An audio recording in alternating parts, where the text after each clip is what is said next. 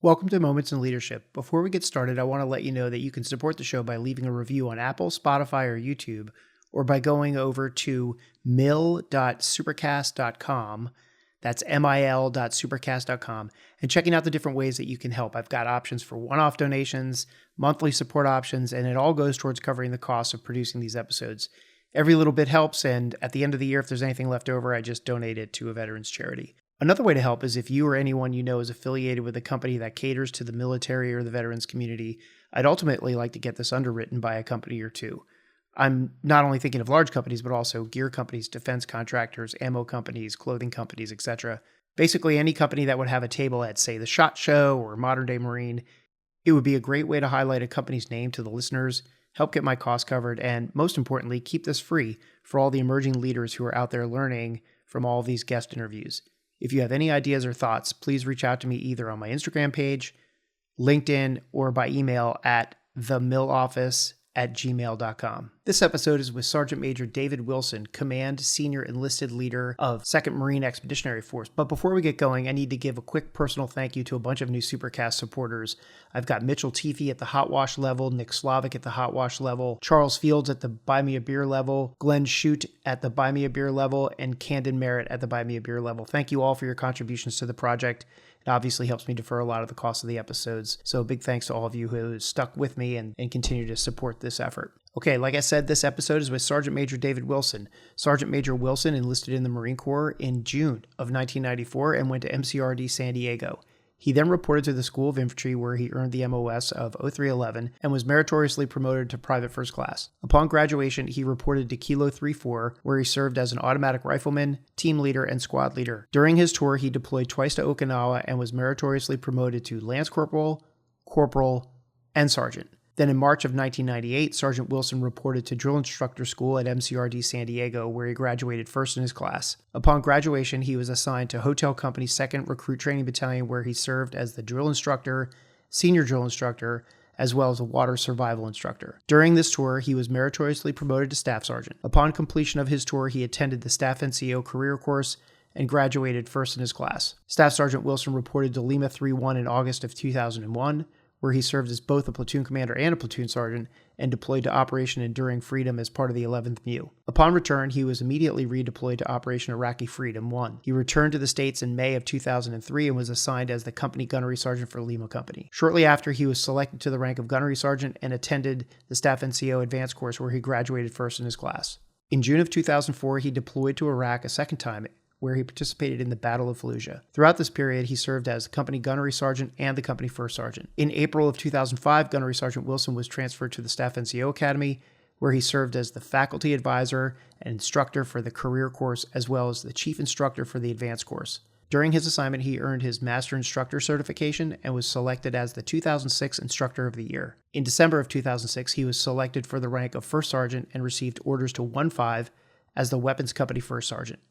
In June of 2007, he deployed with the 11th Marine Expeditionary Unit, and then in May of 2009, he deployed to the Helmand Province of Afghanistan, where he was assigned as the Charlie Company First Sergeant. In May of 2010, First Sergeant Wilson was assigned to Inspector Instructor duty in San Jose, California, and then in September of 2011, he attended the Senior Enlisted PME course in Quantico, Virginia, where he earned the Excellence in Speech and Writing Award. In May of 2012, he was promoted to Sergeant Major and assigned as the Squadron Sergeant Major for Marine Attack Squadron VMA 311 in Yuma, Arizona. Rock hats, I've got a lot of time on the other end of the radio with y'all. Anyway, he deployed to Afghanistan from April until September of 2013, and then in 2014, VMA 311 was recognized by the Marine Corps Aviation Association as the Marine Attack Squadron of the Year. In March of 2015, Sergeant Major Wilson was assigned as the Sergeant Major of Marine Wing Support Squadron 371, and deployed in support of Operation Inherent Resolve. In November of 2015, Sergeant Major Wilson was assigned as the 1MEF Headquarters Group Command Senior Enlisted Leader. That unit was redesignated as 1MEF Information Group in July of 2017. Sergeant Major Wilson was assigned as the Command Senior Enlisted Leader of Marine Corps Training Command from January of 2018 to July of 2021. Then the 3rd Marine Aircraft Wing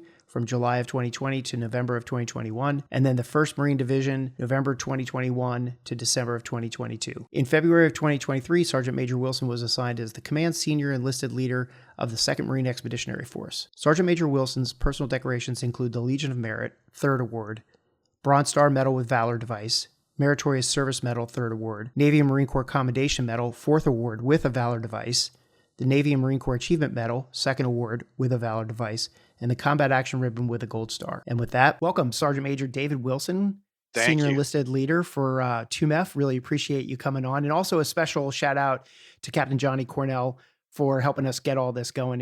There was some challenges there, but we got it going, and I'm really glad to have you on. You're going to be a great guest. Oh, thank you. Thank you very much.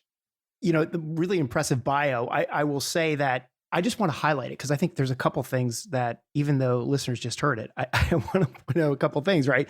I mean, meritorious Lance Corporal, Corporal, and Sergeant, right? Honor grad of Staff NCO Career Class, honor grad of the Staff NCO Advanced Career Course, 2006 Instructor of the Year at the Staff NCO Academy, Excellence in Speech and Writing Award at the Senior Leader PME course, and part of the leadership team that won the Marine Attack Squadron of the Year. I mean, if the Marine Corps had an overachievement medal, you would have it with 5 gold stars on it. So, I mean, right. So like really, really impressive. And I think just adds a lot of credence to what you're going to talk to the audience about with all of your leadership experiences. And I've been really looking forward to this. And also, you know, a special shout out to Master Sergeants Fuentes and Master Sergeant Brown, who originally got you and I connected to get you on in the first place. So thanks. Oh, well, absolutely, absolutely. And I don't know if any of that stuff means anything, but I appreciate you. Yeah, well, great. I would love to start out with non-traditionally in the podcast. I do want to start out with just getting your general thoughts on leadership. Like, oh, sure. Over your 30 years in the Marines, have you developed your own twist on the basic tenets of leadership? And if so, can you just give us an overview of how you view leadership from your perspective? Yeah, absolutely. It certainly has changed. I joined the Marine Corps at 17 years old. So, you know, I was officially a child, right? Like, yeah. And I joined the Marine Corps, and there's a whole story about that. But you have the mind frame of a 17-year-old, and I wouldn't even say I was in the upper echelon of maturity in terms of 17-year-olds. So very much just kind of going into it. It's incredibly helpful that the Marine Corps, from the very beginning, gives you the structure of leadership. It tells you what the 14 leadership traits are, now 15. It tells you what the 11 leadership principles are. You get honor, courage, and commitment embedded in you as core values. And those are just great ways for a human to develop into a better person, to demonstrate those traits and principles and values. And certainly in the Marine Corps, when, you know, a couple years in, which for me is still age 19, you might be a fire team leader. You might have 3 other human beings who you're in charge of, and you have to be a leader to and set an example for.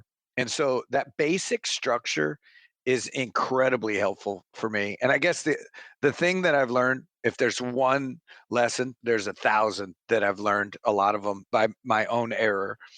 But if there's a single lesson, it's be authentically you and apply the tenets of the Marine Corps leadership, and apply ways to do things that are in line with your personality, things that you've seen other leaders do and you've experienced, maybe if they were your direct leader, to kind of mimic. And picking those right things to mimic early on when you're still feeling it out is incredibly important.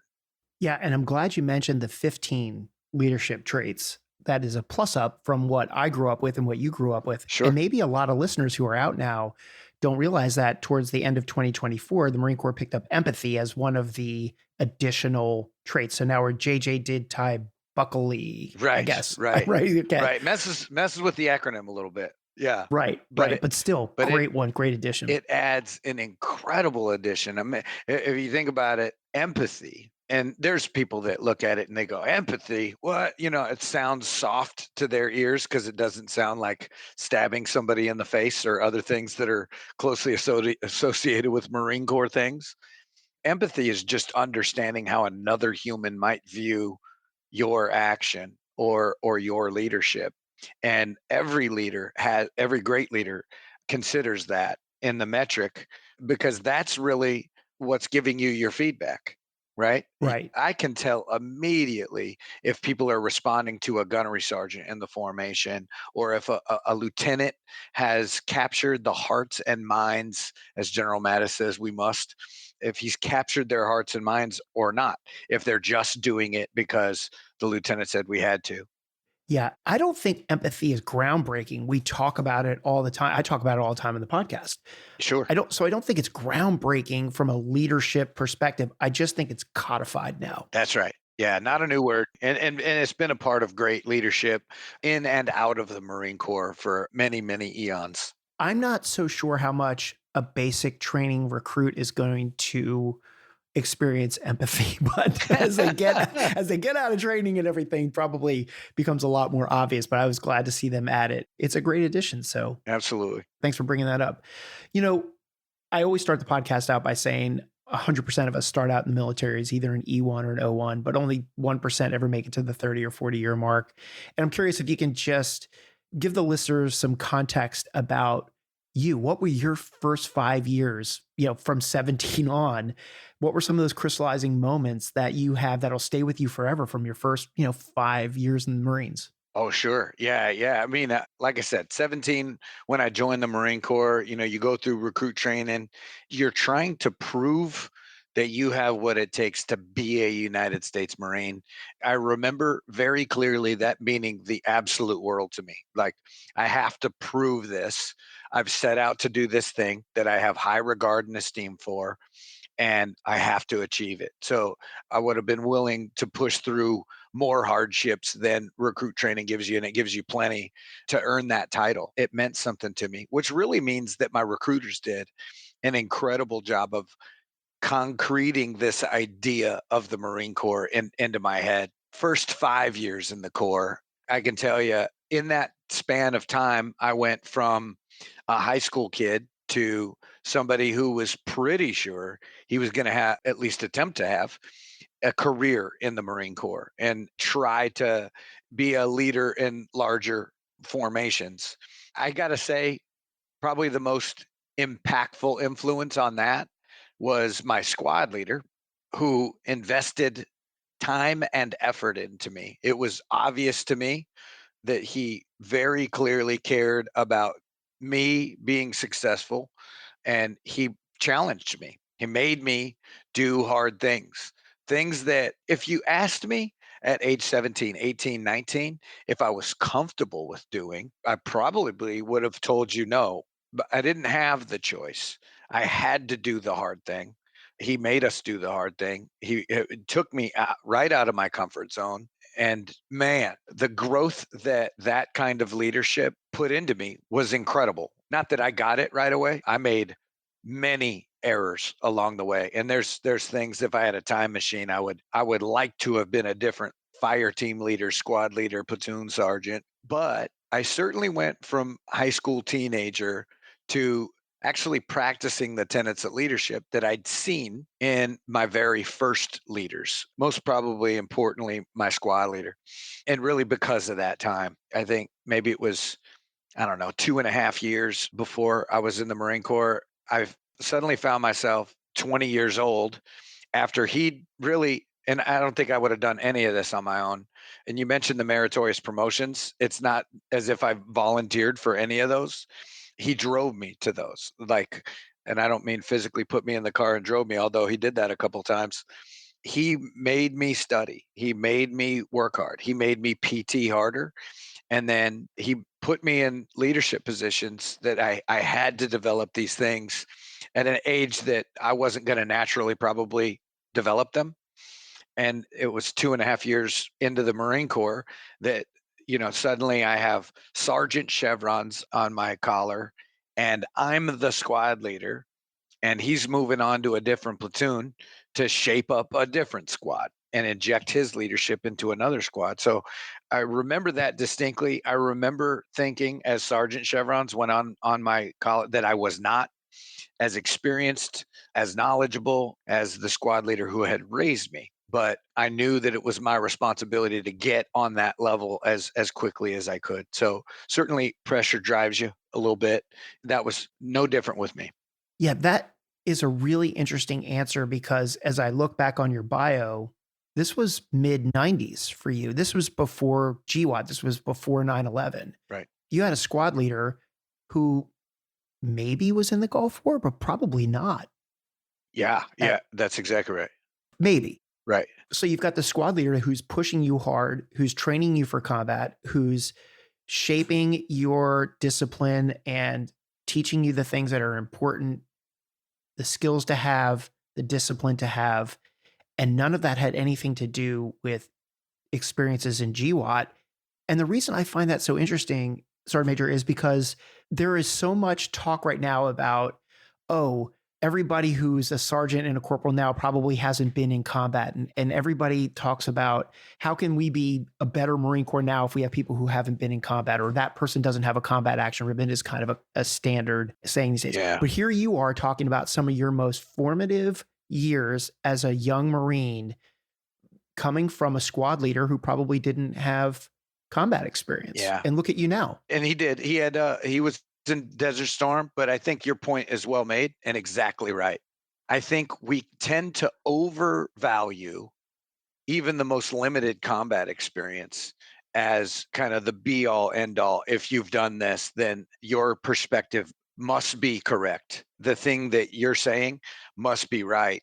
And, General Mattis talks about building the 3,000-year-old mind, right? Mhm. Which in its very implication suggests that somebody as experienced as General Mattis, who served mostly in combat at every rank from lieutenant all the way to 4-star general, and then wrote a book called Learning to Lead, that even all of his combat experiences added up together don't make 3,000 years, not even close.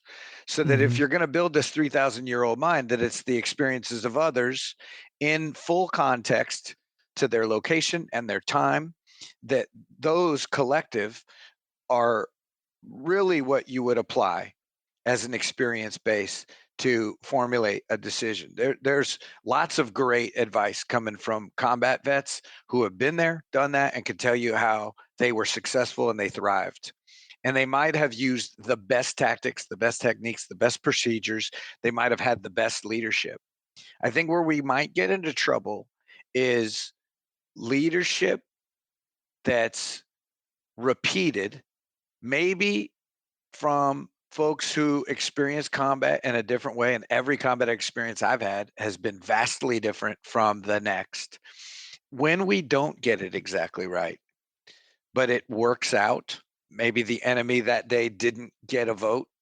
And maybe we got away with something that's not the best tactic, not the best technique, not the best procedure. Maybe the best leadership wasn't applied, and then because it happened in combat, we gold plate it and we say that that is great. Maybe your unit got away with letting discipline atrophy a little bit, letting dispersion slip down a little bit. Maybe you weren't, after 3 or 4 months of being in a hot, terrible environment, didn't wear your fire resistant equipment properly and you put things on your body at risk that didn't need to be at risk. When those are repeated and applied modern day for the expectation of combat, we can put the wrong ideas in people's minds. I'll say this: a lot of my leaders had never been in combat, although my squad leader had. We were preparing for the idea of combat in whatever form it took. We knew it wouldn't be storming across the desert of Kuwait like it had been for the folks, the limited amount of folks who actually had combat experience. We knew it was going to be different. I think that made us better. We had to imagine what it might be and prepare for contingencies that were less concrete. They were more ambiguous. You had to think of this idea of combat as it could be this or it could be that. We need to be prepared for these types of things: boredom, casualties, discomfort and fatigue, extreme risk and fear, fog of war. We all memorized the Mhm. stresses of combat. We understood that it had many forms. I think that's where we are right now in the Marine Corps. And I think that preparing for those types of contingencies, especially in two Marine Expeditionary Force, which is geared primarily for crisis response across a large swath of the globe, that Marines having that mindset is the right thing. That's an interesting answer as well, because in the mid 90s, when you just said you were imagining combat differently and you didn't think you were going to be storming across the deserts of Kuwait until 2001, and you were Hmm. again. Yeah. Oh, yeah. Right. So I guess the point that I want to highlight and give you an opportunity to follow up, and if you want to, is that you never know what you don't know. You don't know. Maybe you're fighting the last war in one training exercise, and maybe I'm sure when you went out to the training ranges in the 90s, you were still shooting at the pop-up green Ivans. I mean, we were still talking about Absolutely. the Fulda Gap, maybe, Sure. or big tank battles and things like that. And then the next thing you know, we're in Sure. this the different conflict altogether. So I think what I'd like to say about what I heard you just say is that you just never know what you don't know. And that's where the basic leadership is so important, especially at the NCO level. That's exactly right. Right. And it might look exactly like the last war you fought, but probably not. And Right. there were elements of Iraq and Afghanistan that mimicked the 4 days of fighting it took folks to get across Kuwait. But then the decades after that looked very, very different. Yeah. I also really like what you said about that just because you were in combat and something worked, like you said, maybe it was a day that the enemy didn't get a vote, that can very naturally solidify and make those lessons seem concrete in your head. That's right. Like, I did this and nothing bad happened. Therefore, that was the right thing to do. So I'm going to continue to instill that technique or tactic into all my training going forward. And I think back to my much more limited time in combat, but geez, maybe if I thought XYZ from my experience and focused all of my future training around that, I have no idea if that was actually a good decision or not, because I don't know what was going on the other side of the fight. That's 100% right. So I think you do have to analyze success and failure, and you can't gold plate combat success as 100% the right answer.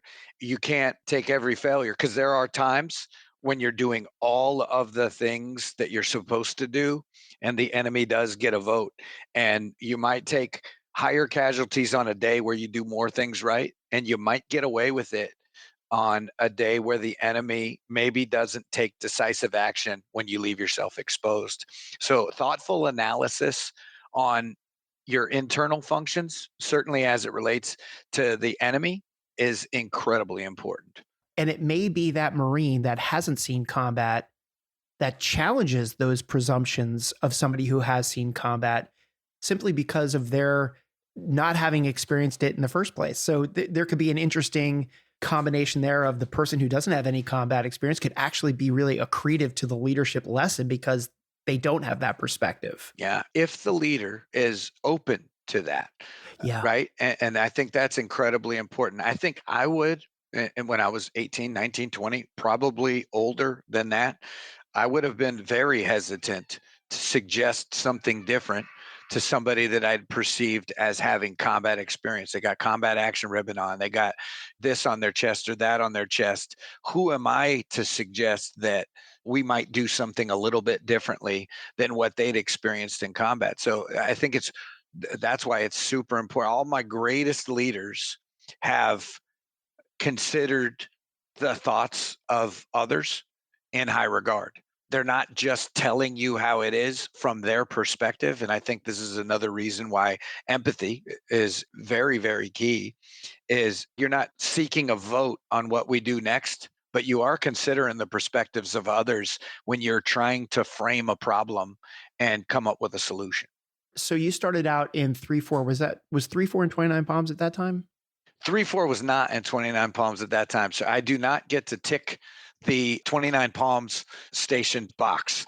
3-4 was on Camp Margarita on Camp Yeah. Pendleton, a very beautiful camp with rolling hills and a swimming pool. It was wonderful. But so I was a part of 7th Marines. I was in 3-4, but not in 29 Palms.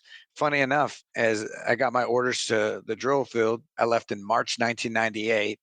And that was right around the time, maybe 2, 3 months later, that 3-4 went to 29 Palms. So you were a sergeant when you left 3-4 and went to drill instructor school, I think if I remember correctly from your bio. So you've got PFC, Lance Corporal, Corporal Sergeant experience in an infantry battalion. And I'm curious, what were some of the influences that you felt through other leadership besides your squad leader, specifically platoon sergeant, platoon commander, and your battalion sergeant major? How impactful were those people in your, I'm going to assume it was at least 4 years at 3-4 at that point?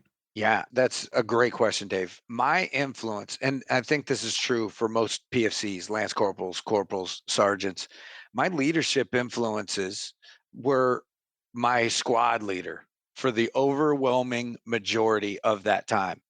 So you want to talk about climate, culture, leadership, all of the things that a lance corporal can feel are probably going to be overarchingly dictated by the sergeant that's running that squad. And it was no different for me.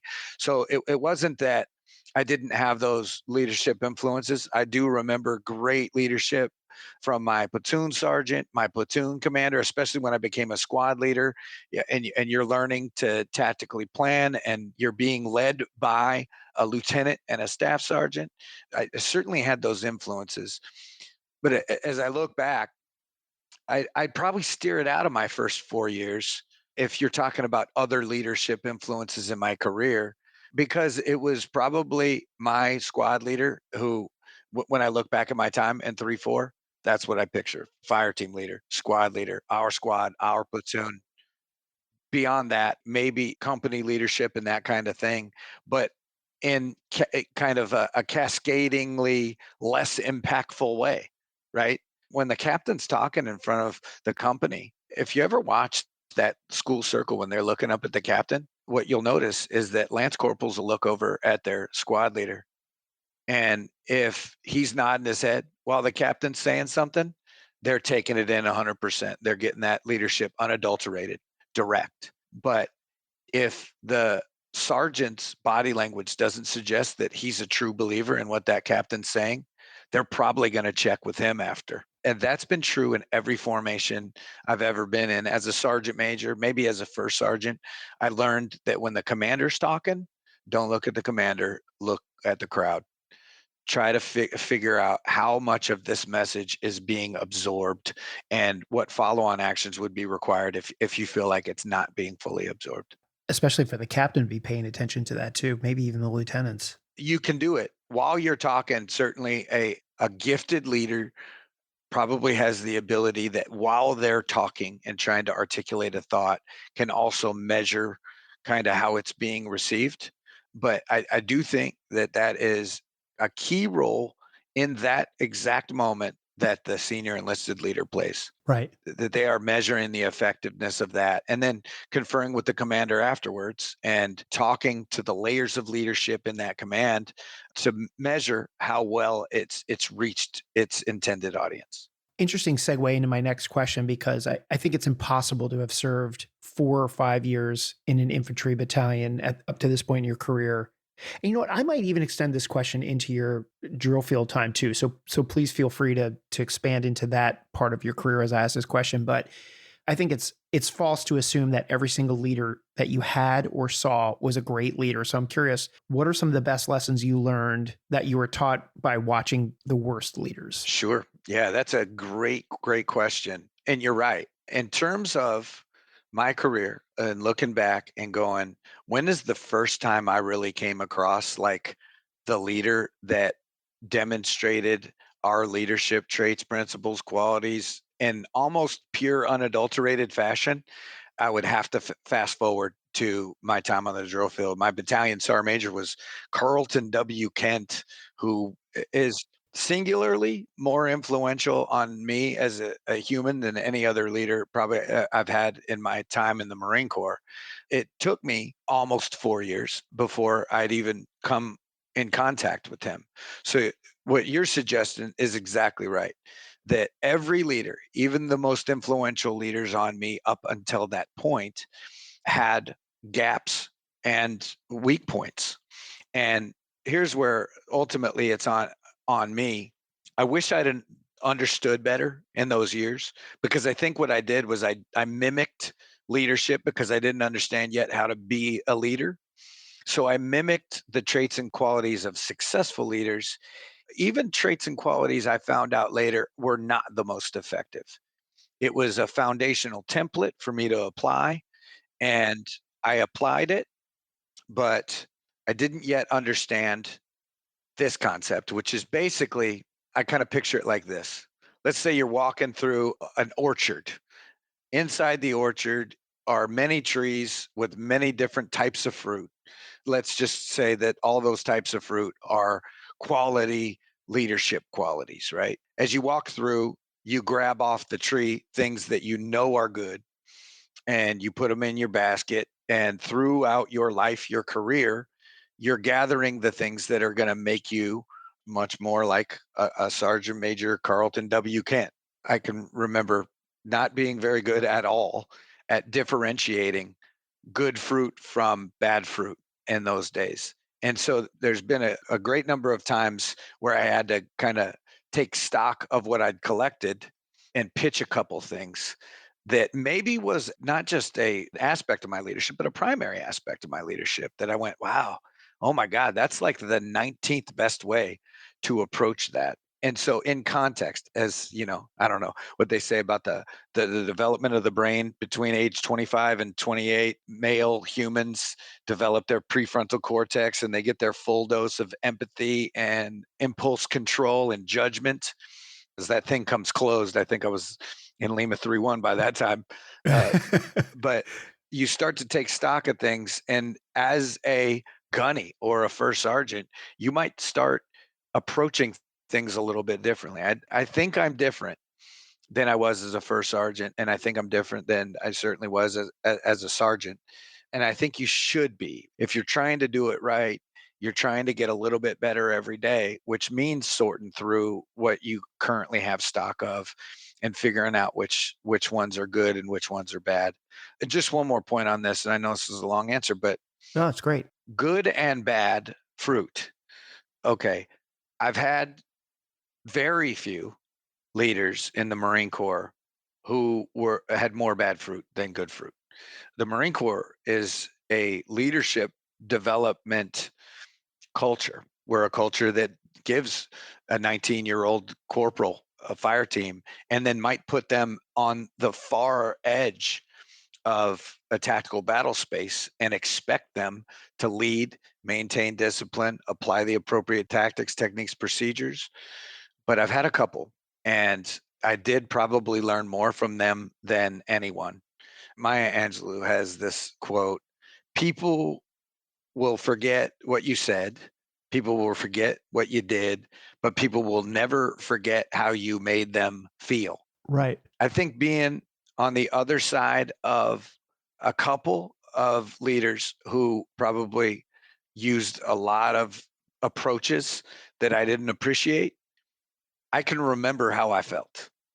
And I do remember thinking, I don't ever want to lead like that. And then as I went on in my career and you start to really learn to self assess, you start to look and go, oh, but I think I've done that a couple times. That's when you start wishing for the time machine to have been a better sergeant, to have been a better staff sergeant.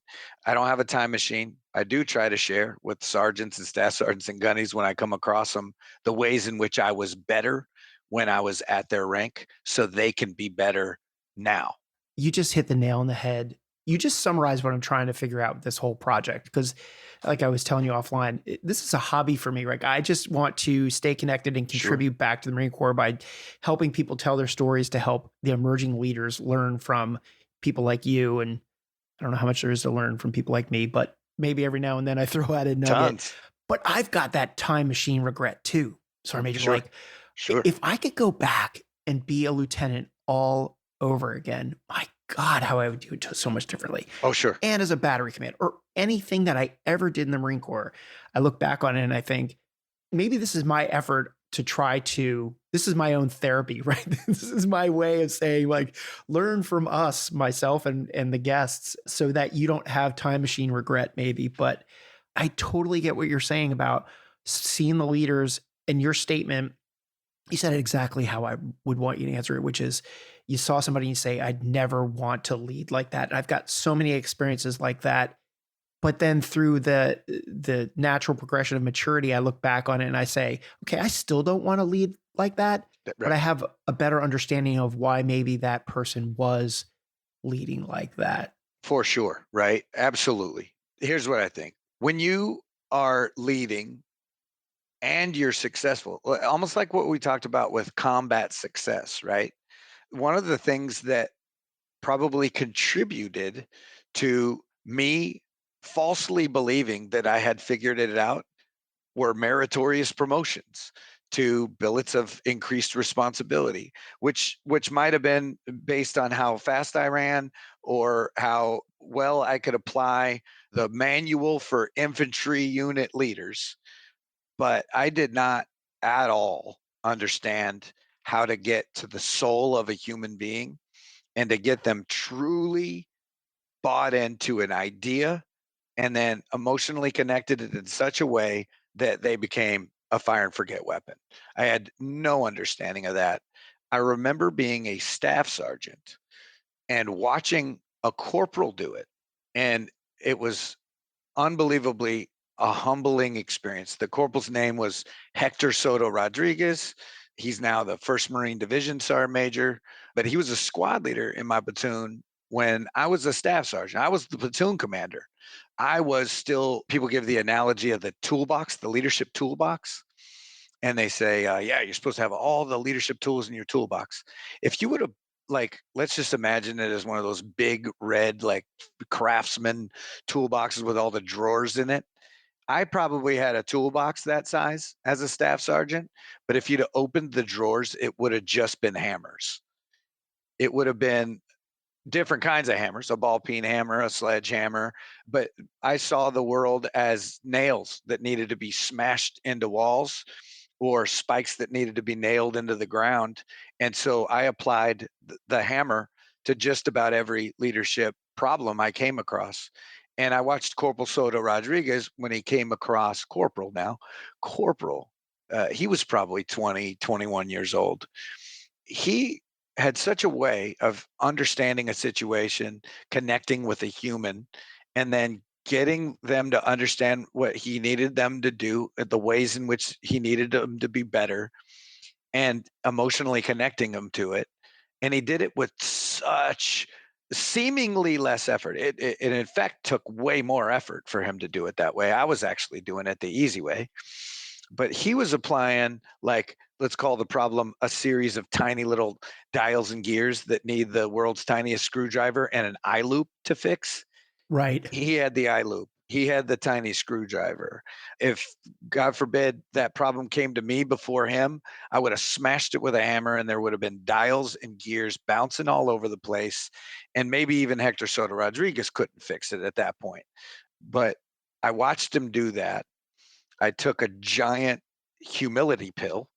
And then I also learned that a lot of your great leadership influences aren't necessarily going to outrank you. They're not necessarily going to be older than you. But when you come across them, you better pay attention. And the earlier you can apply them to your own leadership, the better off you're going to be and the people who are recipients of your leadership. Yeah, that's so well said. And I've never developed this thought offline, which is kind of dangerous to introduce it here. But when you think about the different leadership styles, I think back to that movie Platoon, which I think is such a deep movie about leadership. And anybody listening to this podcast has seen the movie. So they know what I'm talking Sure. about. But you've got a guy, Oliver Stone, who wrote that movie, right? And I don't think what do people know about Oliver Stone is that he actually enlisted in the army. Hmm. He went to Yale, and then I don't know if he graduated from there or not, but I think it was Yale, and enlisted in the army during the Vietnam War, 67 to 68 time frame ish. Right. Right, it kind of in the heart of it. Bronze Star Combat V, 2 Purple Hearts, Hmm. some other stuff too. And Sure. then he went on to write Platoon, which was such a fantastic movie from the perspective of, you see this kid, Chris Taylor, right? The Charlie Sheen Right. character comes in and he's got these two competing leadership giants between Elias and Barnes, right? And you look at Elias, and Elias is the guy that's displaying all the empathy, right? Right. He is the empathetic leader. He's the guy that comes up after Barnes comes over and tells everybody to get all their gear off before they go on Hmm. patrol. And he comes over, he goes, just keep your head down. If you get separated, be quiet. He's the empathetic leader. But when you see Barnes, you see this massively ethically challenged leader who That's makes right. horrible ethical decisions, but it's grounded in this component of, like, in a weird way, caring about keeping all those guys alive in a way where he has to be a hammer and everything looks like a nail. Yeah. Yeah. Whereas Barnes, I'm sorry, Elias, the more empathetic leader, sounds more like the Hector Soto Rodriguez, who just kind of understands that maybe you need a jeweler screwdriver to fix this, or Yeah. something Yeah. like that. Yeah. No, there's something about it, and I think they try to get after a couple different concepts in that movie without completely breaking it down, but it mimics the My Lai massacre, right? Yeah. And Mm-hmm. if you ever want to study leadership, that you can look at the aspects of what happened in My Lai, and you can look at the things that are, kind of turned into movie aspects of it in the movie Platoon, and you can see them, right? Everything from leadership approaches to the application of discipline. I talk about this fairly frequently, but this idea of normalized deviation from the standard, right? When you see something terrible happen, and something terrible happens in that movie, and something unimaginably horrible really happened in My Lai, what you see in those formations, the Black Hearts is another good example, Mm-hmm. is this atrophy of the basic standard where they stop doing the little things because they don't believe that the little things apply in any way to combat, war fighting, the thing that's important. And so the standard lowers from the published standard, which is too high for a human to reach. Not too high for a human to reach, but if I was going to demonstrate it, I'd be holding my hand as high as I humanly possibly could get my 5'5" frame to reach. That's where the standard's supposed to be, and it needs to be for success in combat. And when you let it atrophy day by day, and all it takes is for somebody to say nothing, somebody to do nothing, and then the published standard and the executed practice standard become so far apart from each other. The practice standard drops so low that you've almost assured that something terrible is going to happen when the right circumstances line up. And I think when you lower them enough that when the next line for you to drop is you doing something ethically, morally abhorrent, then it's just one tiny little step from Right. where you've already let yourself drop, right? And I think more than anything, if you study My Lai or you watch Platoon, and you're right, you've highlighted the difference in leadership styles, and I think it matches well to the point. The thing that I'm left with in that movie and that study, whenever I read or watch anything related to it, the thing that just shines at me like a beacon is that normalized deviation from the standard. People stop doing the things, the basic blocking and tackling, the basic wear your gear, your uniform right, have dispersion on the patrol, ferry up your route, even if it means getting your boots wet and having to change them. And then you got to carry a day pack because you got to bring dry boots on the patrol. These are the things that successful units do in combat. And if you show me a unit that failed in combat and I did the analysis, I would likely find normalized deviation from the standard. Yeah, it's interesting because you may not have heard this, but I did an episode with Lieutenant General Dave Furness. I've done 2 episodes with him. His first one, Sure. we have a very frank conversation about his basic daily routine Mhm. that he tried to implement. And what was really interesting about that conversation was his reflection back on it. He went through the time machine with me on that.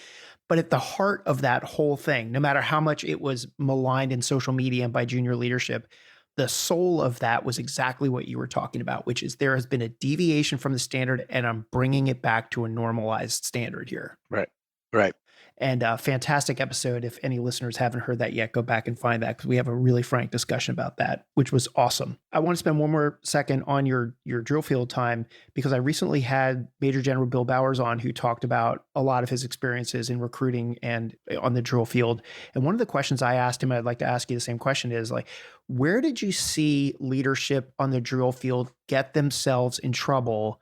Not in the obvious way, like punching a recruit in the face, but what are some of the things that trip up either hats or officers or both during their tours on the drill field that maybe aren't so obvious, like don't hit a recruit? Yeah. Okay. So great question. Where do leaders get themselves in trouble on the drill field? Okay. What a drill instructor is trying to do is make every recruit as disciplined as possible.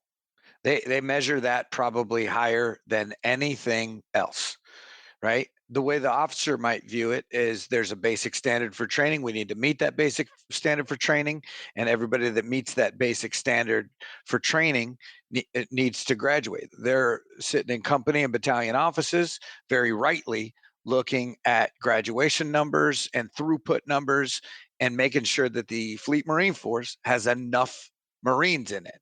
The drill instructor sees the recruit as a direct reflection of them. They say that to each other. Other people say that to them, and they believe it to the depths of their soul. So they're not trying to just meet the standard. They are trying to soar far above that standard. I can tell you as a 21-year-old going to the drill field, less than 4 years in the Marine Corps, no service stripe. I go to a hotel company, 2nd Recruit Training Battalion. Carlton W. Kent is my battalion sergeant major, and I cared about discipline. Drill, certainly. PFT score, certainly. You care about all the things that kind of measure it up, but I cared about discipline more than anything. And I think that's common amongst drill instructors because that's what the overwhelming majority of your corrections are going to be. Don't scratch your face, head and eyeball straight to the front, thumb along the trouser seam. And we use drill and other means to teach them. But what we're really trying to instill in the basically trained Marine is discipline. And then we measure other drill instructors by how disciplined their platoon of 87 recruits is. And they are so willing. They know where the line is. They're tested on the line before they even graduate drill instructor school. They know exactly where the line is. But in order to make the most disciplined recruit, a lot of them, including me, were willing to sprint toward that line and then try to come to a screeching halt as they approached it and get right up to the edge of it in order to make the most disciplined human that they can within the parameters. And so I think a lot of the problems that arise are from well meaning leaders of Marines who've been very successful in their careers thus far. They're young sergeants or staff sergeants or gunnies at that point in their career, and they want to make a disciplined product that they can be proud of at the end, and they're willing to put a Marine Corps effort into doing it. And so a lot of the problems that occur on the drill field are a result of trying to do the right thing and maybe sliding across the line a little bit. Yeah, that makes a lot of sense to me. How about from the officer perspective? Is the role of the officer more to make sure that they're standing between the charging drill instructor heading towards that line and the line? Do they try to put themselves in between the line and the wound up drill instructor come charging at that line? No, sir, Is that not the role there? not directly in between that line. Please keep in mind, Dave, my perspective is when I think drill field, my perspective is as a 21, 22, 23-year-old drill instructor and remembering my days on the drill field. Being a higher echelon leader on the drill field isn't something that I've done, but I can say what I perceive the officer's role on the drill field is to be present, right? Okay. Ever present, right? Around a constant presence that the drill instructors are aware of and grow to appreciate. That has a lot to do with the leadership approach of the officer. If the officer is the police officer who is just making sure that you don't violate the recruit training SOP, or now, the recruit training order, then the relationship between drill instructors and officers can become challenging in a way that it's not challenging in the Fleet Marine Force or anywhere else in the Marine Corps. But if the officer is ever present and ever helpful in assisting, making sure that the recruits are fed and trained, and the drill instructors are also doing that, that's appreciated by the drill instructors, that they're there with them, that they're at the PT events, that they're at the, and by design, they are all at the PT events and at every hike and at every training evolution. Presence, I think, matters. And then the leadership approach. That's a great answer. Thanks. I appreciate that. I think it'll be really helpful to officers and NCOs who are on their way to the drill field for a new tour, because it's, other than having gone through boot camp, there's no real experience to draw on there from the fleet. And I suppose it could be a scary thing. You just don't know what you don't know. So these answers really help. It's the time machine thing that you were talking about before. So thanks. Absolutely. I want to move into your time when you then joined Lima Company 3-1, because now we're talking about 2001 timeframe. And so you spent time as up to a sergeant in the infantry battalion. You go to the drill field. Yep. It's 2001. And now all of a sudden 9/11 happens. Yep. And in your bio, it says that you served as a platoon commander and a platoon sergeant for 3rd Platoon Lima Company 3-1. Right.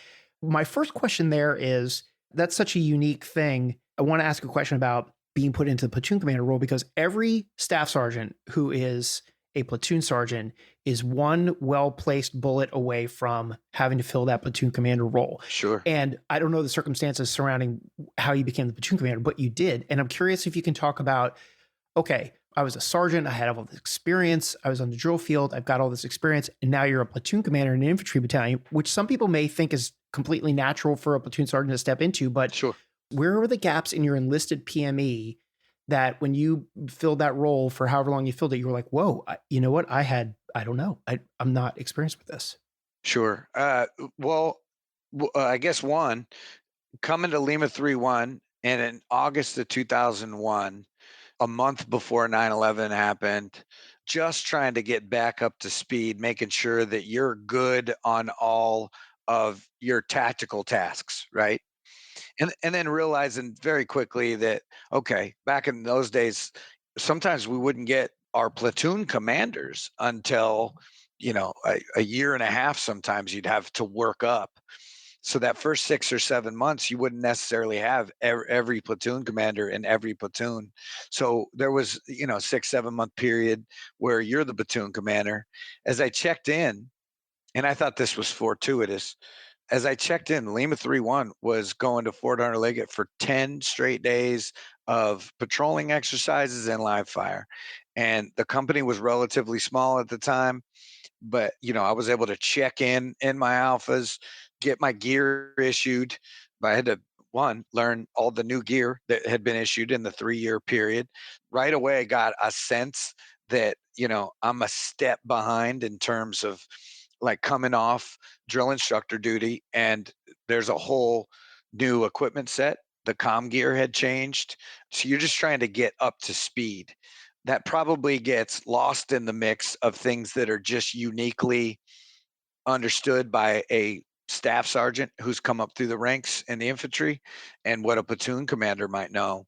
But there definitely were things that are taught at TBS and IOC that are just naturally understood by a platoon commander, a lieutenant, even brand new in the FMF, and a platoon sergeant, in my case, who had done squad leaders school and went to the drill field and came back. And now you're trying to get back up to speed. I think if your question is about PME, a lot of that's been addressed over the years as a result of probably guys like me coming back from an SDA and having to get up to sprint speed real fast, and finding that you're in a billet like platoon commander, that you might have some seams. That infantry unit leaders course is designed, it's an MOS producing school. You no longer even rate the 0369 MOS until you've graduated. And I think that fills a lot of those gaps. In terms of what I experienced, I think I just did the best I could to get up to sprint speed. And I had I had an unbelievable company commander who became a general officer, and Matt Reed, who understood that I maybe didn't understand absolutely everything and was willing to take a little bit of extra time to make sure that I understood exactly what was going on. And I was certainly willing to receive that and learn it. I also had amazing squad leaders. Hector Soto Rodriguez, who I already mentioned, was a corporal in that formation, and he was the best squad leader. But the other two weren't like 8 rungs away from him. They were damn good as well. So I very quickly learned that look all around you for examples of good leadership. That's a great answer. I know that you deployed with the 11th MEU, but were you on the ship when 9/11 happened, or did it happen and then you guys got on the MEU? No, we were on the grinder. We were getting ready to go on another field evolution. The company was staged on the grinder outside the 3-1 headquarters there at Camp Horno on Camp Pendleton. Somebody came running out of the gym and kind of waved to the company like, "Hey, you got to get in here and see this." And the company just kind of crashed in to the old gym, which has since been torn down, around like the elliptical machines that had TVs in front of them. And we watched the morning of 9/11 play out. We went back out to the grinder, back on the gear, back on the weapons, and had a conversation with the company commander, Matt Reed, and he said, more than ever, the training that we're going to do this week is going to be ever more important. If you wondered the next time you might see combat, I think our time's coming here pretty quickly. And the more skills we can get, the better. The trucks will be here in about 30 minutes. We're getting on them and we're going to train. And so we spent that week in the field. There were a couple Marines that got phone calls and stuff like that to make sure they had family in the area that they needed to check on.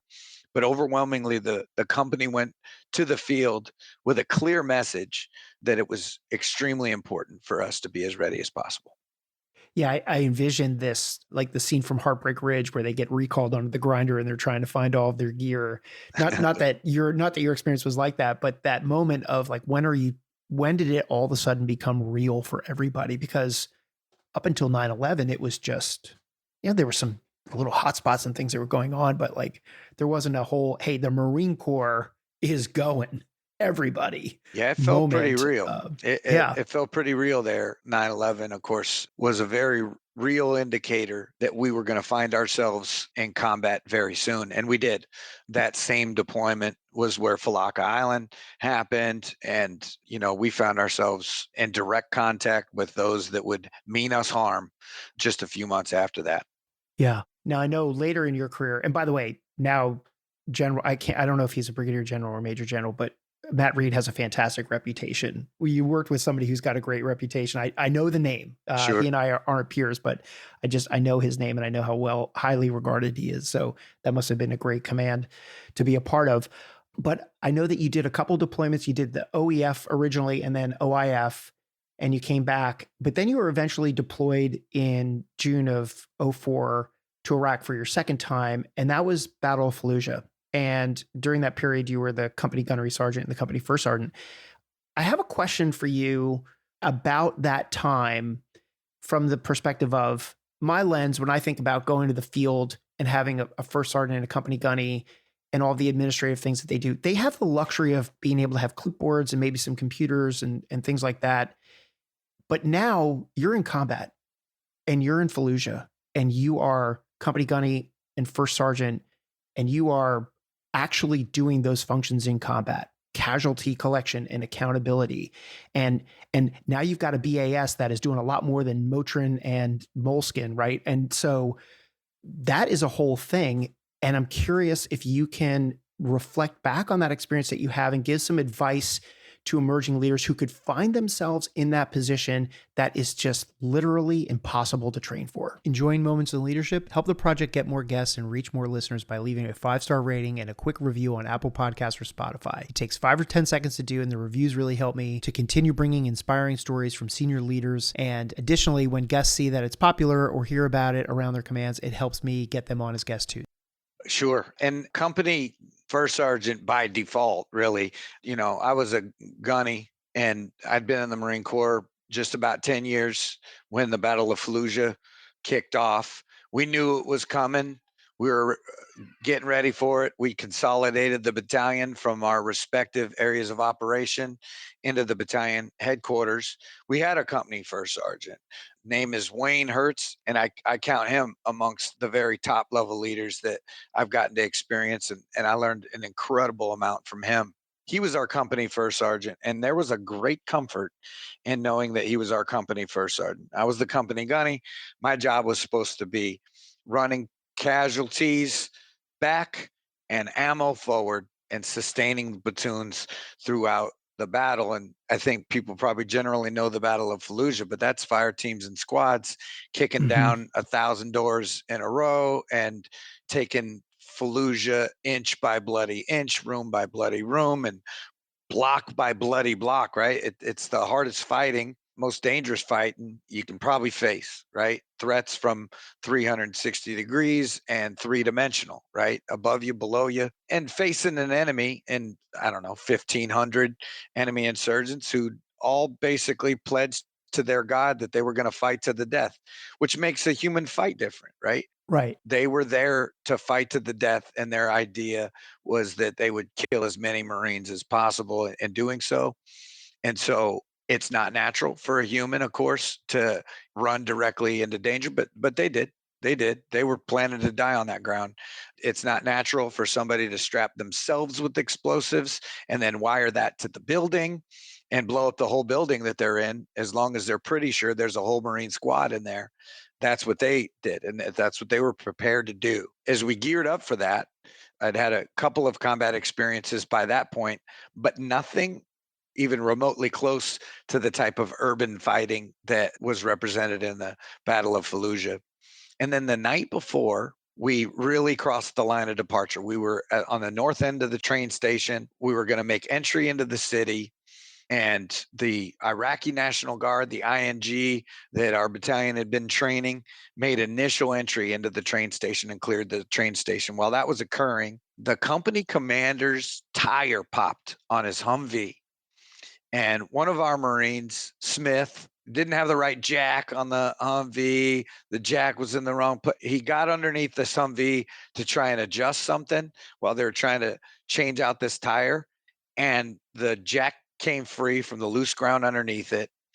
And suddenly, the weight of this armored vehicle is being suspended on three tires and Lance Corporal Smith.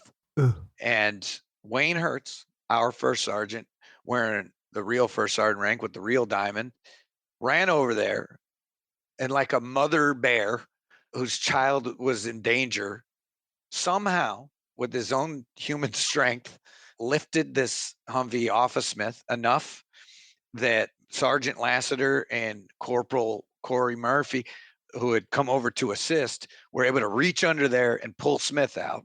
At that point, with Smith safe, First Sergeant Wayne Hertz, he kind of fell in a heap to the ground.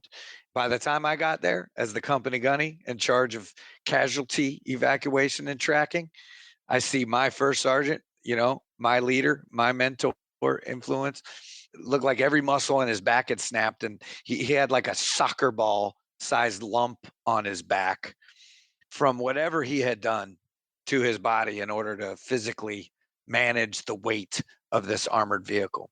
Somehow, he still had the ability to kind of articulate to me. He said, "Okay, you're the company first sergeant now, and here's the roster." It had like 900 names on it because we Yeah. had Yeah. we weren't just a company. He had a roster for everybody that we kind of escorted. Every other unit that needed to get into the city of Fallujah was part of our tactical movement into the it was like a roster with like a bunch of other people. And it had like our 180 guys' names on it too. And it was a laminated roster, and that's what I kept in my left cargo pocket for the next like 12 days of super intense urban fighting and track casualties on day by day as folks were evac. It was tough losing Wayne Hertz. He's good now. He retired as a sergeant major, recovered from his injuries. Although I think on cold days his back hurts like a son of a gun, but he's doing fine now. if there's good news out of it, other than Smith doesn't get crushed by a Humvee, it's that you get a better company gunny. We had this guy named Roy Dale Whitener, who was a staff sergeant at the time, who was our weapons platoon sergeant. He fleeted up to be the company gunny. Now I was no Wayne Hertz, and I was an ill-suited replacement for our heroic first sergeant. But Whitener was better than me, and he was the guy that actually ran ammo forward and casualties back. And he did so more than 50 times over 12 days, tirelessly. At one point, he fired his driver and started driving the ambulance slash ammo vehicle himself. He did unbelievably heroic things where he came across one mass casualty scenario in which an entire squad had been hit with mortars. Everybody, including the squad leader, was wounded. So there's not a single unwounded Marine on the deck. And he used his vehicle and got to Amtrak somehow and evac'd all those guys in like 21 minutes back to the train station, where our battalion BAS, Frank Dominguez, was our chief there. Those corpsmen stayed in a room that was ever covered in blood and all sorts of horror every single day while they just put people back together. They patched up wounds and got them out of there, because that was kind of the safe spot to get a helicopter in. So in Okay. terms of casualty evacs, Roy Dale Whitener is a superhero of that story. And as the company first sergeant, tracking personnel certainly was it. I tried to be there at the point of friction when casualties happened so I could make sure I had accurate tracking of everything. It was part of what the company commander and I were doing anyway, which was bouncing from platoon to platoon. I had a secondary job of making sure the platoons were always aligned with self-imposed fire support coordination measures, phase lines that we'd have the platoons stay aligned as much as humanly possible to prevent fratricide in an urban environment. So tracking casualties and making sure people were evac properly, Roy Dale Whitener had that on lock. And at that point, in that role, what I did was make sure that that roster was right and make sure that we were tracking folks. One more point on that, and I think this is something in terms of our corpsmen and our doctors and our casualty tracking. At the end of every day of bloody urban clearing, the Marines that did that and maybe had a buddy next to them, bad wounded, RPG, whatever, when the end of the day came, the battalion, Willie Buell and his staff, they made sure you got a report that said exactly where every Marine was. And this will give you some faith. If you're the type of guy who's kicking doors down and shooting people in the face from 3 feet away, it's awfully comforting to know that your buddy, who was evac that morning by Roy Dale Whitener in a ramshackle Humvee with aftermarket armor put on it and taken to a train station BAS and then flown out, was already in Germany by the end of the day. Sometimes the casualty report said they're in Germany and they're scheduled for a flight back to Johns Hopkins or wherever they were going to be flown in the United States. So it was reassuring to know that there was a system by which our casualty care was strong and that if you got wounded, you were going to be taken care of. If there's some success stories that have come out of the past 20 years, it's in that context of evacuation and medical care. I mean, what amazing advancements we've made in that, and hopefully those continue into whatever our next conflict looks like. Sure. At this point in your career, you've got a significant amount of experience both in the infantry community, on the drill field, and in combat. And I like to use that scene from the early beach invasion that everybody knows from Saving Private Ryan, you know, when Tom Hanks's character keeps continuing to send those groups of 3 people around the corner when he's got the little mirror to charge the machine gun nest, and he just keeps seeing them get slain, and he sends the next 3 out. And to me, that part of the movie was this a singular moment in his command where he understood the gravity of his command and influence and responsibility. Sure. Was there some moment like that in your career up to this point where you understood the full gravity of your influence and responsibility? Yeah, 100%. The only thing about that particular scene where he is sending them around that corner. So it's super direct, right? Like, I Hmm. need you to go over there. And he's telling them to go over there. And they went over there and they got wounded or they got killed. You know what I saw in Lima 3-1? I saw guys going directly where they needed to go. I don't think a lot of them ever needed to be told Yeah. that there's a machine gun over there. I need you to get to that position so you can suppress it. I think squad leaders, fire team leaders, certainly as the days went on in Fallujah, recognized those tactical scenarios, put themselves in the most advantageous positions, and inherently understood where they needed to be. That doesn't mean that platoon commanders weren't directing people where they needed to go, but Fallujah was an incredibly dangerous fight, right? We had 180-ish Marines, depending on how you consider the attachments, 200 or so. And there was 108 Purple Hearts issued in the immediate aftermath of Fallujah. And then another, I don't know, 20 or so in the years since, as we recognized the impact of concussion and what it actually means when you throw 47 grenades a day into 47 rooms that you cleared. There was a lot of casualties. And I think for the most part, Marines moved and we trained this way, right? We were trained this way. Maybe that's an element of World War II and, early stages of urban fighting. I know like John Canley, I back at his experiences in Hue City when they were writing our urban doctrine in blood. Nick War, who wrote Phase Line Green, and most of the Marines in Lima 3-1 had read that book by the time the Battle of Fallujah happened. So you talk about like tactical best practices in an urban environment. Marines were pretty familiar with those. I think the best units move without orders, and their movement looks like the flow of water through a city. And in that way, it comes upon you faster than the enemy has a chance to react and gives you tactical advantage. And I think that's where you got to get if you're training a tactical formation. Yeah, it's interesting that you mentioned Sergeant Major Canley because if I recall correctly, didn't you do the commissioning ceremony for the ship? Oh, yeah. Yeah, Can you talk about that for a second? it was an incredible honor to do that. They'd asked me to speak for 3 minutes and talk about Sergeant Major Canley and introduce General Langley, who was given the keynote remarks. So it was a very short speech, but essentially it's this. John Canley was the company commander in urban battle. He had lost every officer in that company. He was the man. So you want to talk about like platoon sergeants being platoon commanders? This is a gunny as a company commander in Hue City. What's interesting about studying that is that, and Nick War talks about this in his book as well, in Phase Line Green, they were unbelievably proficient jungle fighters. They knew everything you needed to know about fighting in a jungle. And they had trained precious little in fighting in urban terrain.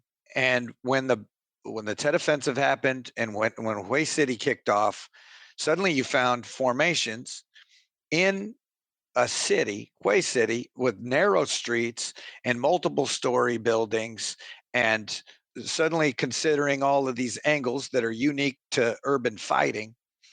And what they were doing was writing our urban doctrine in blood because we hadn't figured out necessarily maybe that going through the front door of a place, well, that's likely booby trapped. It's better if you roll up a weapon with some impact and blow a hole in the side of the building and go through your own entrance, which is far less likely to be booby trapped because it's a hole you just made. And they did that. Nick War's book talks about rolling the Ontos vehicle with the recoilless rifles up to Yeah. Phase Line Green and punching holes in walls and having Marines run through them and clearing. He talks about the enemy digging fighting positions between the buildings so that they had grazing fire across the streets, making it near impossible to send a force on their feet across the street to even make entry into a building. These are things that they learned, they wrote down, and that we had the benefit of studying through John Canley's experiences and the experiences of others, 1-1, 2-5, 1-5, and the Battle of Hawaii City. And we were able to talk through and tactically, mentally work through before we ever had to do it. And for that, John Canley and folks like him, Marines that don't even know his name, don't realize they owe him a debt of gratitude the next time they end up in an urban battle space. But what they did was not just clear the city of Hue. What they did was they wrote our doctrine in the hardest possible way you could. That's unbelievable. I mean, you talk about John Canley and his heroism. I mean, he carried his Marines on their back. He didn't have a Humvee. He was the casualty evacuation plan. He put Marines on his giant shoulders and carried them out of harm's way on multiple occasions. And you want to talk about wounded in the middle of the street, kind of like the movie you were talking about.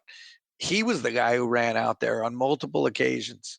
And you want to talk about boldness in the face of enemy fire and danger. That epitomizes it. And it steals the resolve of those others who have to do it. Yeah.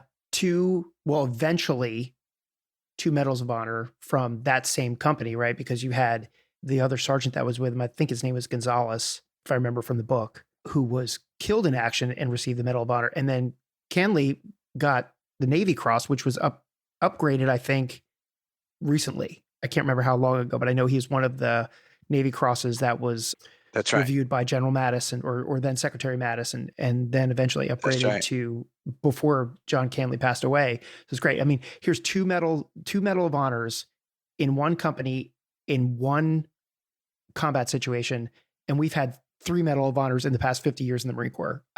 So, he never stopped advocating for his Marines. Yeah. No, he never did. To the moment he was in hospice care, John Canley was calling headquarters Marine Corps about awards for his Marines. You want to talk about a human who cares about it? So General Mattis, winning the hearts and minds of those you lead, proving to them that you genuinely give a shit is what John Canley did.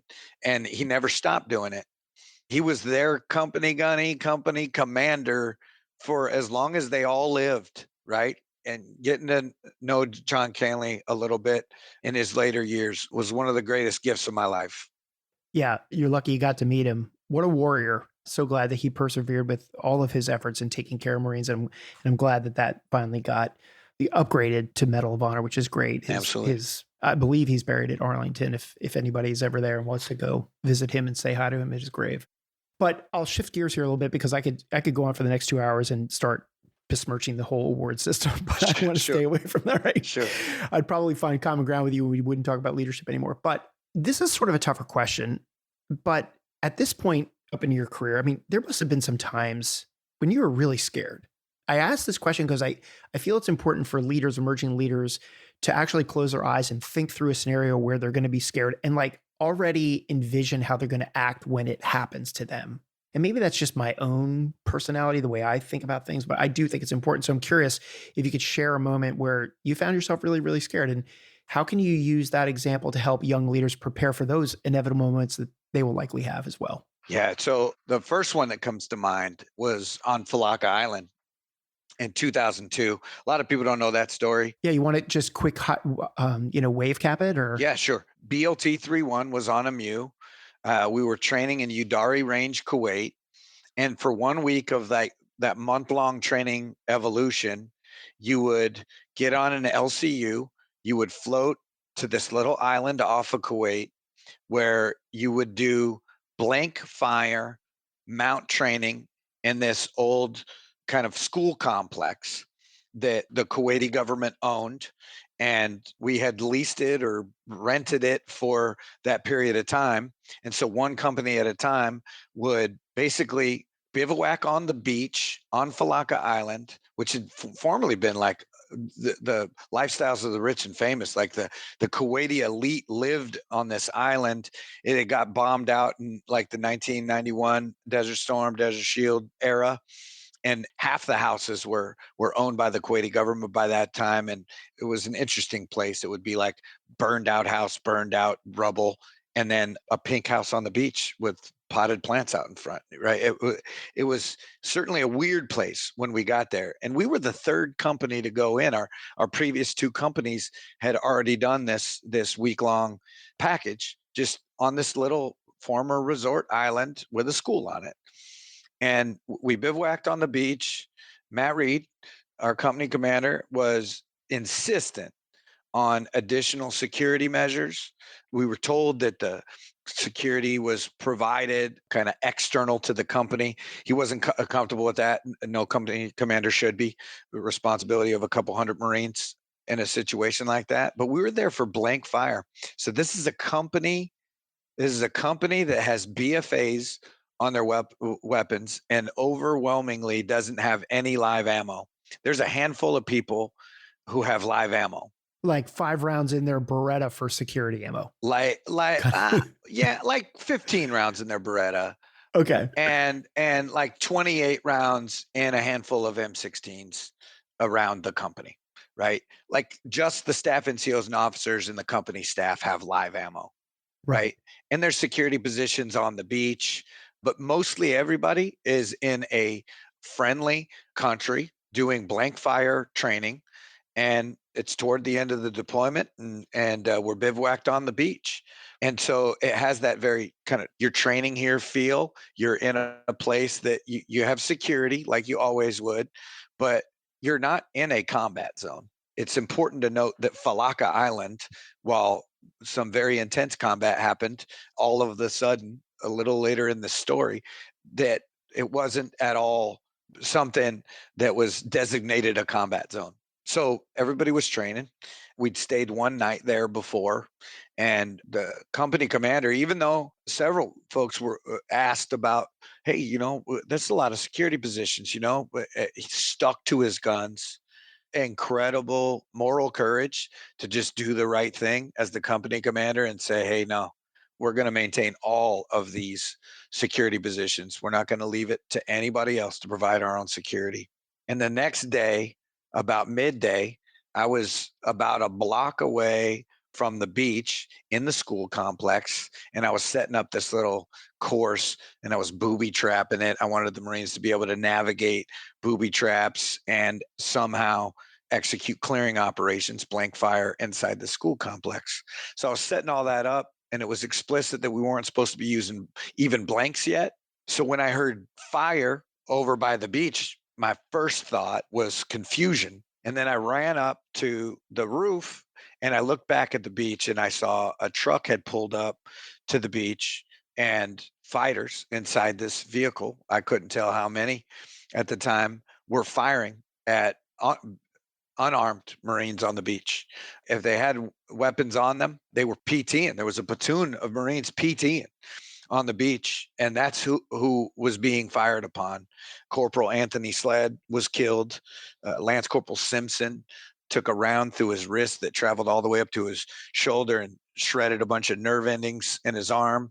But I'm assessing this from really an external position to the beach, and I realized that my platoon has essentially no defense except for one human with a handful of security rounds. So they tucked them all inside a room, made sure that we had eyes out and were aware of our surroundings. And then I ran back to the beach, and there was my company commander, Matt Reed. He sees me and he said pretty clearly and quickly, he handed me like a pile of ammo, like a handful of ammo, like two handfuls of ammo. And he said, take this back to your Marines, have them take their BFAs off and get back to the beach. We're going to establish a company perimeter and clear this first row of buildings. And I said, aye, sir. And in that moment, that felt very real. You call that, well, I don't know if it was fear, adrenaline. I had a Yeah. clear idea in my mind of what we needed to do. So certainly action trumps fear a lot of times, right? Fear wants things, deer in the headlights, right? The deer doesn't know what's going on and they don't know what to do. And so they freeze.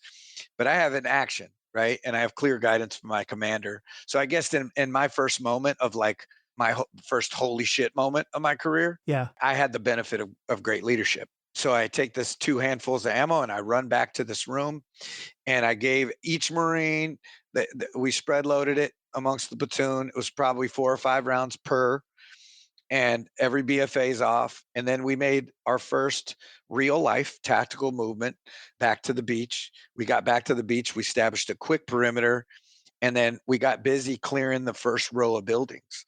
So that's live rounds and clearing buildings. And so the first time I ever like physically put my foot into a door and kicked it open with live rounds in was on Falaka Island in 2002, in a place that was supposed to be a training area where Marines were supposed to have BFAs on their weapons.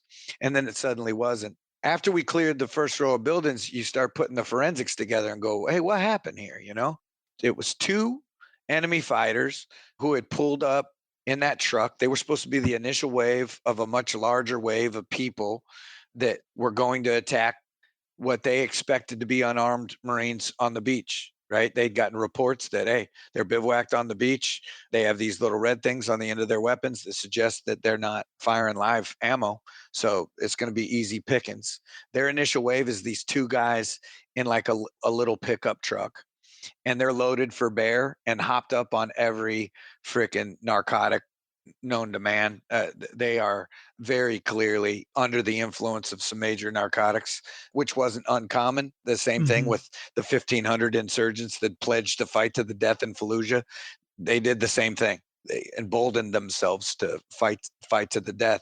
These guys figured they'd probably die in the process, but they were going to kill a bunch of Marines. And our company commander, Matt Reed, First Sergeant Tim Ruff, Gunnery Sergeant then Wayne Hertz, and Sergeant Anderson, our armorer, were on the beach under a cami netting, playing spades like Marines do when they're sitting in a bivouac area when this vehicle rolled up and started shooting.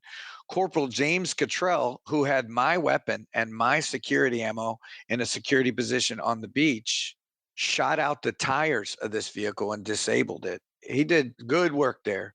Without him doing that, disabling the vehicle, you got a bigger problem.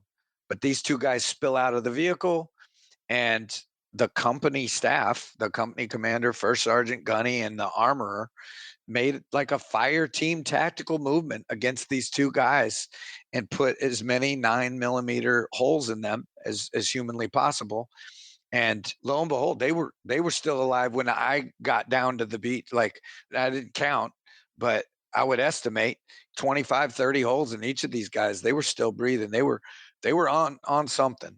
Luckily, with the aggressive nature in which the people who had live ammo engaged that initial wave, it stunted the attack. And the other waves that were coming didn't come. And we had a company sized defense, Lima 3-1 in its prime, and a company sized defense occupying urban elevated and ground positions before they could jump off anything secondary. And they tried a little bit later, but it didn't jump off. We were able to kind of stunt things, but we lost Sled and Simpson got wounded. The battalion commander, later General Craparata, flew in with the Sergeant Major with all of the ammo from Kilo Company's Udari range, like squad level attacks, and outfitted the ammo to the company and got our casualties out of there. So it was actually shocking to me how well the response was under the circumstances, but you could peel 1,000 layers there and find some incredible leadership along the way. I've never heard that story. Yeah, a lot of people haven't heard that story. It's not a common one. Yeah, it's incredible too. And I'll take a second to reflect on it, having heard it for the first time. But I think back to my life and I think if I had taken a company level unit anywhere and I said, hey, we're going to go do this blank fire training on this island, but I'd like to take some security ammunition because I'm by myself and there could be an event. Somebody would have looked at me and said, like, we're not going to let you mix live ammo and BFAs. And, I mean, just the whole thing that happens with all that. You guys are lucky that you had ammo. All of those considerations were very real considerations in that metric, and certainly what the company commander and the battalion commander had to deal with was the mix of live ammo and blank ammo. You got to be real meticulous about how you handle that. There's instances, rare instances in the past where when those get mixed, it's deadly. Yeah, absolutely. But it is a good thing for emerging leaders to think through because I think the environment is so much different now that you can be domestically training and still have a pretty serious violent incident happen. And I'm drawing on my experiences because I was a battery commander at Mike Battery 314. And while it wasn't under my command when this happened, for people who don't know about this, Mike Battery 314 in Chattanooga, Tennessee was Yep. a unit that was the victim of a domestic terrorist attack where Yeah. somebody came in and killed a bunch of Marines and Yeah. five Marines and corpsmen and just in their reserve training center. Right. So, I mean, that stuff can happen anywhere, and it's probably a great thing for future commanders and leaders to think through. Like, can we really be safe everywhere we go? And should we start thinking about leadership and accountability of taking live ammo places where you're also going to be doing blank firing? And there's some things to think through there, and that's a really interesting real life I don't know. scenario. I don't know if it was the result of Falaka Island and people's understanding of it in 2002 or at the time, or if it was the result of something else. But General Mattis's guidance, which is embedded in the brains of anybody who's ever served in the First Marine Division in combat, knows that you're gonna have security. You're gonna have guardian angels Sure. in just about every formation that you have in combat or in training. From there, you went on to then get promoted to sergeant major, and you moved over into the Marine, the air wing side of things. You were MWSS 371, and then can't remember the. I went to the flying squadron first. I went to VMA 311, the Tomcats, That's right. and they were a Harrier squadron in Yuma, Arizona at the time. And then I went to the MWSS after that. I'm interested in you sharing your experiences with to a listener who is spent his entire life either in the grunts combat or at the drill field, and now, hey, welcome to the wing. What sort of leadership challenges were there that you had to reconcile with yourself, and how did you have to adjust your leadership style for a different culture? That's a great question, and that's something that it can be a challenge if you take the wrong approach. I think I was truly fortunate in the fact that VMA 311, in every way, shape, and form that you could measure a unit, had morale, discipline, esprit de corps, proficiency. They looked like Marines. They acted like Marines. They worked hard on the maintenance and readiness of the aircraft, professional pilot cadre. They were a Marine unit. As I assumed the post of sergeant major of that, I tried to understand why. What were the elements that made them that way? Right? Not every unit is on that level, but they were. I think they had a couple things that they did. One, they thought of themselves as Marines first. They applied Marine standards to everything. They took pride in being riflemen. They jumped at the opportunity to demonstrate the fact that they were warriors first and airframer second. That was part of it. And then the sergeant major I took over for, a guy by the name of Will Shaw, told me, he goes, "Hey, one of the secrets to the leadership of this squadron is a Tuesday afternoon staff NCO huddle and a Thursday afternoon. That's the last day in the wing that you can get the day crew and night crew together because night crew works Thursday night and then they're off for the weekend. Thursday afternoon squadron huddle, everybody, right?" And he goes, "Those are the keys to the whole thing. Make those impactful." And he kind of explained to me the ways in which you could do that. Interesting. Tuesday afternoon, staff NCO huddle. He said, never make it more than 30 minutes. In the wing, you have to respect the schedule. You have to respect that every hour is counted and maintenance man hours mean something. So if you're going to do something, don't schedule it for an hour if you can make it 30 minutes. He said, keep it at 30 minutes and never go over that. Give them a voice first, let them talk to you first, and you take notes. And then you pass a couple of things that you think are important. And that's it. But do it every Tuesday. And then on Thursday, an interesting thing will happen. Some of the things you'll hear from the staff NCOs, they'll hear coming out of their squadron CO's mouth. And then back to the school circle and the lance corporals and the sergeants looking at their senior leaders to see if their head's nodding. Their head's nodding because it's probably something they said, right? So you're getting buy-in faster. You're getting people wrapped into the idea that their voice matters, that they have a say in things. Staff NCOs need a say in things. It's very important. And that Tuesday afternoon staff NCO huddle did that. The Thursday afternoon formation, they get to hear directly from their CO and their sergeant major. They get to be told why the hours they're working and the things that they're doing, what they directly tie to, and the way in which it makes the unit a little bit better in their training pipeline to get ready for the next deployment. And we were getting ready for a deployment to Afghanistan, and they were gearing up for that. Those communication layers, when you're getting things from and into the heads of staff NCOs, when the CO's saying something that maybe was one of your notes and wasn't something that you heard from a staff sergeant or a gunny, those Marines have already heard it on Tuesday afternoon or Wednesday morning from a gunny or a staff sergeant. So when the squadron CO's saying it, it's now the CO reinforcing what the staff NCOs are talking about. And it makes it clear that you're all on the same page. And that's super key. Having natural touch points, regular ones, in which leaders can communicate with each other and be on the same page is very, very key. And units that aren't quite getting it right, what happens more often than not is the message gets off, right? They're not talking to each other. So then there becomes seams and gaps in between the dialogue.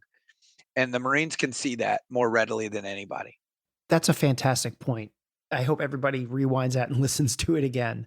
That was a really important point. And I see it in my civilian world too, just meetings and dealing with messaging and passing the word and everything like that. Everything you said was such fantastic advice. Thank you for that thought. I have 2 more questions as we wrap up here, and they're going to focus on the one question I want to focus on your time as a division sergeant major, and then in your current role now. So we'll start with the division, but remind me, 1st Marine Division Sergeant Major, was that like Turner Watson era? It was. One of both or both? Both. Okay. So you had 2 different division commanders while you were the sergeant major. Okay, let me back up. I think there's a completely different role going on when you're a battalion level sergeant major. And now you're a division sergeant major. Sure. What are the things that you're sitting down with General Turner and General Watson and saying, okay, here are the things that, what is the general saying to you? Like, Sergeant Major, here's what I need you to focus on. Because it's probably not get down there and make sure, motor stables are happening and the Marines are, doing all that kind of stuff. Sure. What are some of the higher level Sergeant Major leadership challenges and roles that you're filling at a division level that are unique to that level of organization?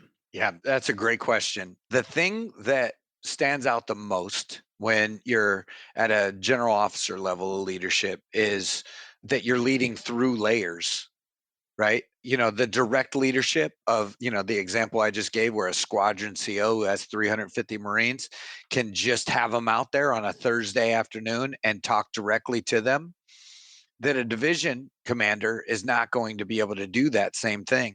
So leadership at a division level has to consider the layers of regiment and battalion and company and platoon as it cascades through. And so what you really have to do is put the right policies in place that make sure that your units are doing the right things, the things that are going to make them the most ready, survivable, lethal in combat.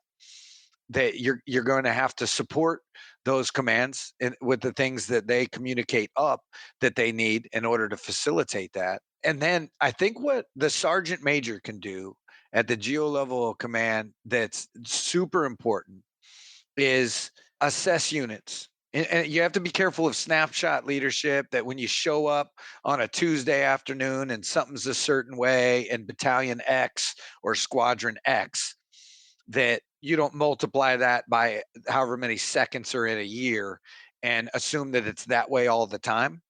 But you can pick up on certain indicators that certain things are or are not happening. There was this big book that we all used to read when I was a Lance Corporal. It was the BST book. Sure, I remember that. Remember it had the big old the big silver rings that went through the top. That's right. Yes, yeah, absolutely, Dave. That book had a whole chapter on leadership in it, and a bunch of other chapters. But I read the chapter on leadership.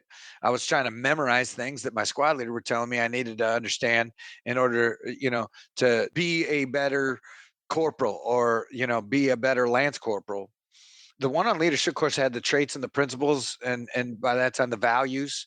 But it had this one said morale, discipline, esprit de corps, proficiency. Those are the indicators of leadership in a unit.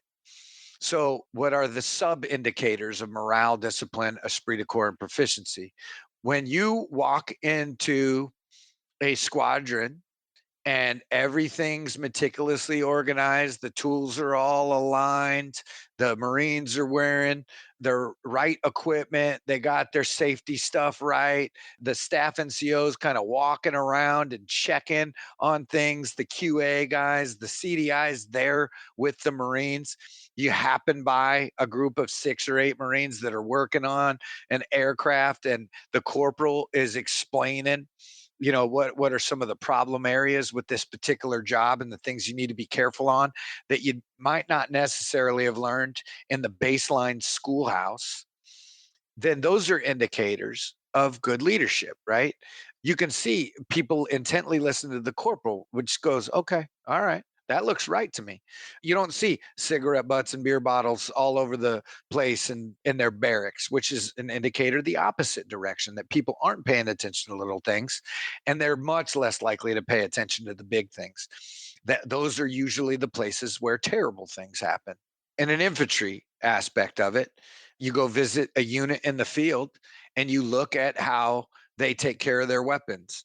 You look at the little things that they're doing, and you're kind of measuring how a battalion in its entirety understands things. You're talking to Marines about the mission set that they're going to get. And a Marine in a good unit will tell you, hey, we're going to deploy here. Here's some of the considerations. It's probably a sergeant that explained those to them, but it's an indicator that the platoon sergeant, platoon commander, the company commander, company leadership, the battalion commander, and sergeant major are being very deliberate about making sure that that word is passing all the way to the deck plates, that people understand what's going on, that they're bought in, and that they understand. Yeah, Simon Sinek, start with the why. He writes a lot of great books. I think he takes a lot of great things from the Marine Corps, right? There's a bunch of things that are just inherently Marine. Leaders eat last. These indicators, morale, discipline, esprit de corps, proficiency, you can get a pretty good assessment of by spending a couple hours with the company on a live fire range, or just walking through a unit's barracks, or interacting with corporals and sergeants in a formation. And having that assessment, and then talking to the appropriate layers of leadership about making our battalions, squadrons, groups, and regiments just a little bit better is one of the ways in which a senior enlisted leader can get spread themselves out across a large formation and be helpful. That's, I think, incredibly important. That's great. Okay, so wrapping up here, final question. I want to talk about your time now at 2MEF because you're working with Lieutenant General Worth. Sure. What is different about your role now as a MEF sergeant major than from a division? What are your touch points there at the MEF, and how much different are they than they were at the division? I didn't mean to skip over your 3rd Marine Aircraft Wing time, but we're kind of getting up towards the end. So No, I think the general ideas are the same. That at a MEF, there's even more layers, right? right. And so what are they? And you have to be respectful of those layers, right? A wing has, 3 MEUs, a MEB, a MiG, a division, a wing, and an MLG. Those units are commanded by colonels or generals, right? So Right. as you look across the MEF, and you're looking down and in, up and out is a little different, and your staff functions are different, but a lot of it is focused on support to getting people the things, or maybe the people that they need to accomplish a certain mission, knowing what it would be like. And it helps that you come up through the ranks in the natural way to understand what it would be like to deploy to this type of environment and not have these people or this capability or that capability, making sure that the formations are appropriately structured. And then doing more of what we just talked about, just getting an assessment and a feel of how battalions and squadrons and groups and regiments generally understand their roles and responsibilities. And overwhelmingly in great units, they understand exactly who they are, what they're about, and what they're doing. That's great. Sergeant Major Wilson, thanks so much for taking the time out of your busy schedule. I know you're a man being pulled in a million different directions, but I'll just wrap up by saying what a great career you have had in the Marine Corps. And I can only imagine the number of Marine souls that you have touched over the past 30 years and the influence you've had on young leaders and current leaders. And even when you talk about, then Captain Matt Reed, now a general officer. I mean, all of those touch points that you've had, all of the Marines that you took care of in Fallujah and all of that, you've touched so many lives and impacted the leadership and development of Marines just across the board. Thank you so much for